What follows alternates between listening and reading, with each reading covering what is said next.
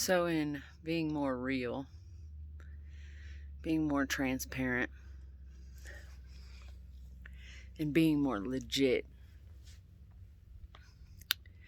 I bring you this video. So,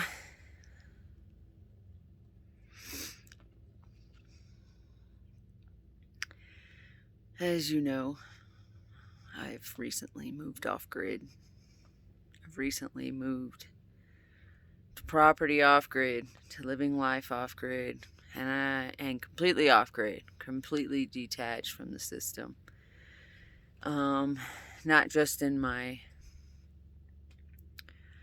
living, but with everything. I've changed everything.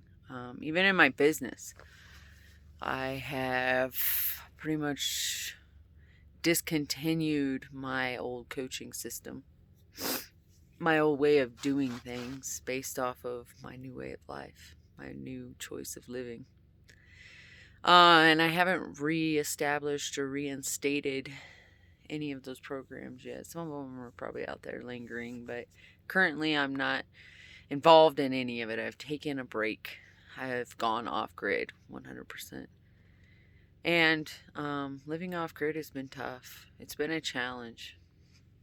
And to be honest with you, to be 100% honest with you, at least to my knowledge at this point, the hardest part has not been the living off grid. It has not been the when we first arrived, no water, no toilets, no sink, no cooking, no kitchen, no rooms, no nothing. It was a piece of land with a cabin, basically, that the shell of a cabin. Like the walls finished and everything, but no power, no anything. There was a little bit of solar here when we first got here, but the guy that owned it previous to us, or the parent of the people that we bought it from, the dad kind of, I guess, had a little bit of a grudge against somebody and stole some intricate parts of the solar system to offer power to the property. So it was non-working, and so it's taken us a while to get those parts, because you can't just go to your local Home Depot and pick them up. We had to order them, and without an address, because we live off grid, it's been kind of challenging getting things through the mail. So figuring all that out, and I'll tell you all those stories in the village if you want to follow me there. I'll tell you about all the challenges of living off grid there. But yeah, so here the biggest challenge though for me has not been so this is not about living off grid. This is about, yeah, it's been tough. Those things were tough, living off grid, but the toughest thing for me has been my personal life. The toughest thing for me has been that I have been challenged in my partnership. I've been challenged in relationships. I've been challenged with my family and my parents throughout my whole life. Having friends has been an issue and a challenge for me. And often it wasn't because I'm such a dick or I'm so hard to be around. I find it quite the opposite. I know I'm not like everyone else. I know I'm not everyone's cup of tea. However, I'm pretty chill and pretty easygoing around people and for people, because I'm not here to decide for them, you know? And if we can chill together, then cool. You do you, I'll do me, and let's hang. But the challenge for me has been the fact that I've been challenged with my own self-worth throughout my whole life. And growing up, I had a very authoritative father,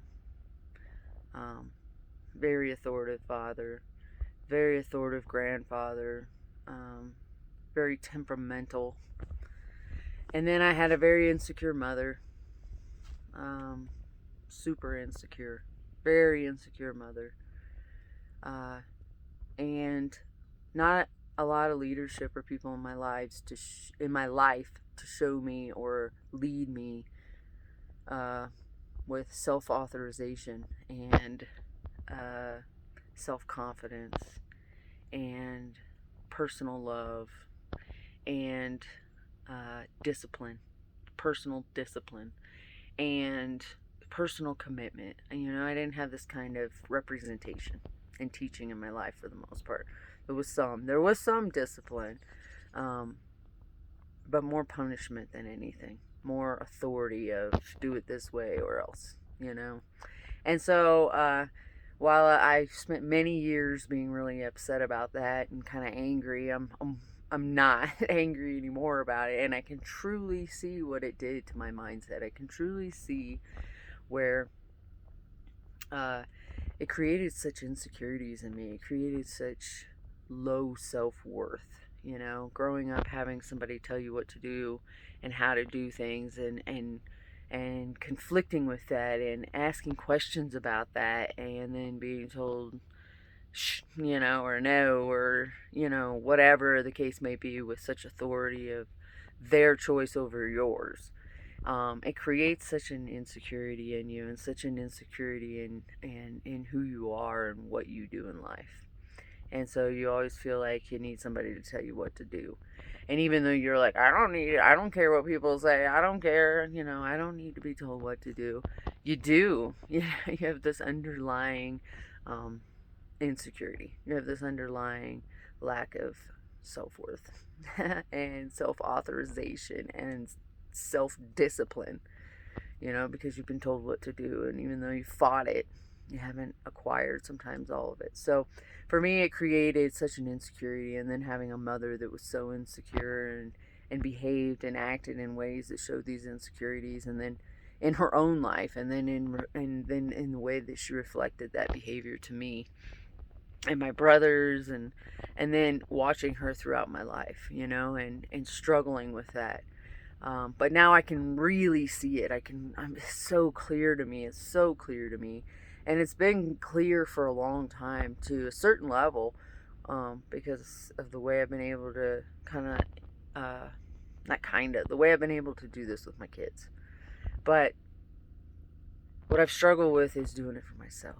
And I see that now so much with my own parents, where I believe now that especially my dad, because he was more the disciplinary in our lives, but I believe now so much that my dad wanted better for us. He wanted us to be better than him. He wanted us to have better than him. He wanted us to experience better than him. And he didn't know how to do that. He had heard good sayings, he had heard good things throughout life, but he didn't exactly know how to do that.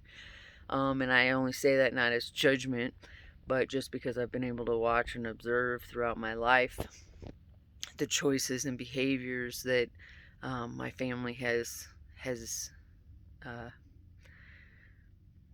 displayed, has put out there, and I've seen it, continue since when I was a kid till now. And now I understand, and now I see where it's a lack of self-love, it's a lack of understanding, it's a lack of clarity, it's a lack of leadership of the same types of things. And so now I can see that with my own kids, and I've been able to, throughout my parenting career, I've been able to kind of change that and evolve it now into a freedom that I can allow my children to have their own voice. I can allow my children to have their own experience. I can allow these things with boundaries for life, but not boundaries I have to place on them. I put them on myself. I choose who I spend my time with, and then set the example for them. I choose what I eat and set the example for them, and if I'm setting my life up in this way, and I'm the leader, and I'm the one showing and doing, I don't have to tell them a lot what to do. I don't have to punish them. I show discipline in my own life, and I encourage them and allow them to have their own voice. And I see such confidence in my children. I see such admiration for each other. I've heard my oldest son tell my daughter that he hopes his daughter is like her, and it's like, that's amazing. And they have confidence in each other and in themselves that myself and my brothers did not have. We did not have that as kids or as teenagers or even throughout life. And it shows in our behaviors. It shows in the self-sabotaging ways that we conducted ourselves throughout life. You know, the drugs and alcohol and sex and relationships and weight issues and eating disorders and you know, and it shows from the time we were really young up until well into our late adulthood. You know, I mean, I'm 41 and I've struggled with some of these things most of my life, you know, and the biggest one being my personal self-confidence, you know, my voice, my knowing that I'm allowed, you know, knowing that I can have what I want, I can choose, I can decide. And so back to the struggle of living off grid, it's been not living off grid and not having a toilet or not having water. We fixed those things. We're working on those things. I can handle that stuff. What's been a struggle for me has been my own personal relationship. You know, it's being married for 20 years and being married for 20 years and having dishonesty, to be totally honest. You know, and I do not like throwing people under the bus. You know, I don't like being like, well, he said, and it's his fault, and, you know, but to be honest is like, I haven't been honest with myself. I've been dishonest with myself. I've been dishonest in my relationships. I've been dishonest with my wants and desires and commitments. I've been dishonest about my discipline towards the things I want in life. But I've also been partnered with somebody who's been dishonest, you know, who's been dishonest with not only himself like I have, but he's been dishonest with me. You know, he's been dishonest with his family. He's been dishonest with his children. And I try to represent and come from a place of don't take it personally, you know, don't take things personally. But when it's your own personal relationship, it's really hard not to take it personally. And when it comes to personal behaviors, you know, intimate personal behaviors, it's really hard not to take it personally, you know, especially when it's so personal. So that's been my struggle, is my own personal relationship causes me these heart murmurs. Let's just call it that. It causes me these heart pains. And because of these heart pains, there's been times living off grid that has been like, whoa. So I say all this to tell you that I'm going to share some of this with you to help you on your own personal journey, but also to encourage you if you're thinking about changing your life, if you're thinking about getting away, if you're thinking about doing something different, if you're thinking about reinventing the way you want to live. Off-grid is tough, but it's not impossible. It's not as hard as some may say it is or believe it is once you decide that's what you want to do.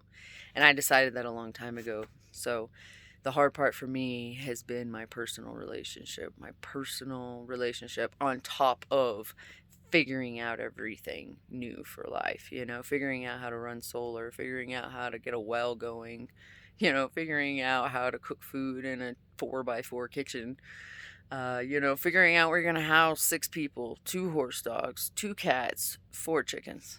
Where are you going to do that? You know, those are details, but I've figured out a lot of details. I've owned so many businesses. I've owned huge homes with huge garages and multiple cars and fancy toys and all this stuff that I've managed. You know, I managed raising 5 children from my perspective, very much on my own.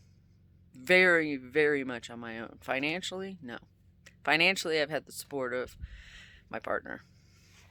Otherwise, I've raised them very much on my own. And there's harder things than living off grid. So get your shit together, and living off grid it's all easier. Running businesses is easier. Conducting life is easier. Raising children is easy. Everything is easier and better and more aligned and more in flow when your personal life is not insane. So, but it's you. You got to be clear about what you want. And because I was not clear, this is not a man bash. As many things as I may could say about the male side of things sometimes, I do believe that's due to society, not because of a lack of something in men. I have 2 sons, and whew, there's going to be some lucky people out there experiencing those dudes.